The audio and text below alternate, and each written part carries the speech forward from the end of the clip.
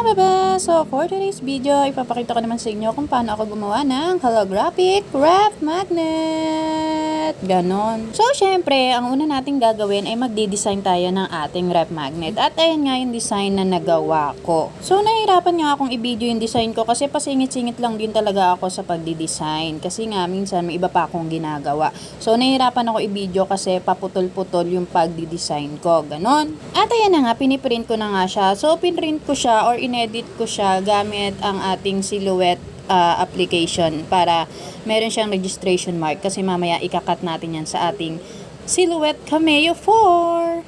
And then after nga ng print ay lalagyan muna natin siya ng laminating film. So ang gamit ko dito ay holographic laminating film na ang brand niya ay QWAP. So subukan na yung mga QWAP sa mga laminating film kaya yan yung lagi kong ginagamit. Ganon. At syempre, pagkalagay natin ng laminating film, kailangan na natin siyang isalang sa laminator. Cold laminating film nga ang gamit natin, kaya naman hindi na natin kailangang painitin ang ating laminator. Ganon. After nga nating i-laminate, ay isasalang na natin siya sa Cameo. So, yung setting natin dyan is, depende sa ating blade kung mapurol pa ba or matalas pa.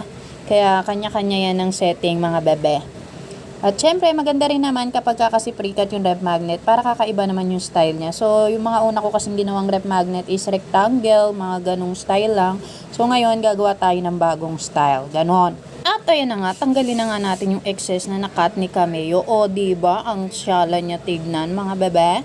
So, after nating alisin, ay didikit naman natin siya sa ating magnetic sheet. So, ang sukat ng aking magnetic sheet ay A4 1mm ang kapal, mga bebe.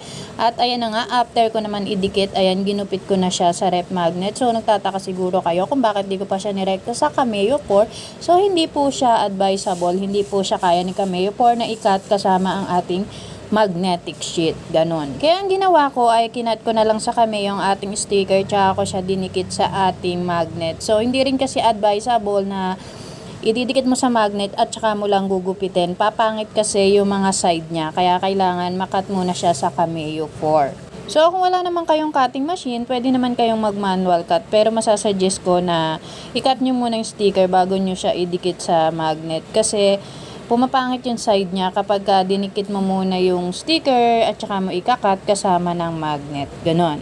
And then, after na nga natin makat, ayan, nag-print nga ako ng panglagay natin sa plastic for packaging. So, gumawa din ako ng sticker na nakalagay dyan is, "Thank you for coming." So, ayan na nga, kinakat ko na nga yung sticker. Then, after nga natin ikat, ay lalagay na natin yung magnet sa plastic para naman, ayan, maganda siyang tignan. And then, lalagyan ko na rin ng sticker. Ayan.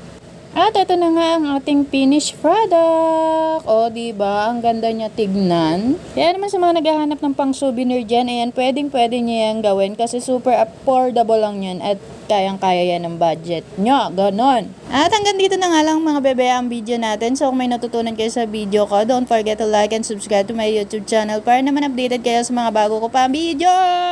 Thank you for watching! See you in my next video. Bye-bye!